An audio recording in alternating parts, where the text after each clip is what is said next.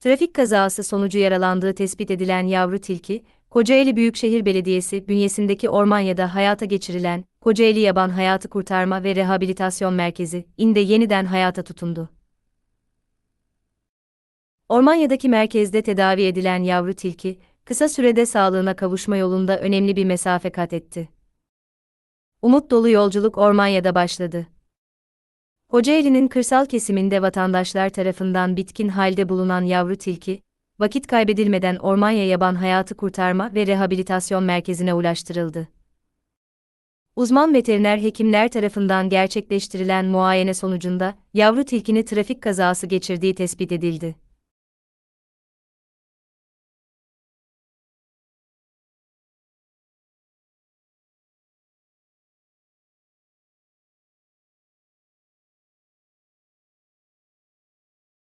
The baby fox, which was found to be injured as a result of a traffic accident, held on to life again at the Kocaeli Wildlife Rescue and Rehabilitation Center implemented in Ormanya'da within the Kocaeli Metropolitan Municipality.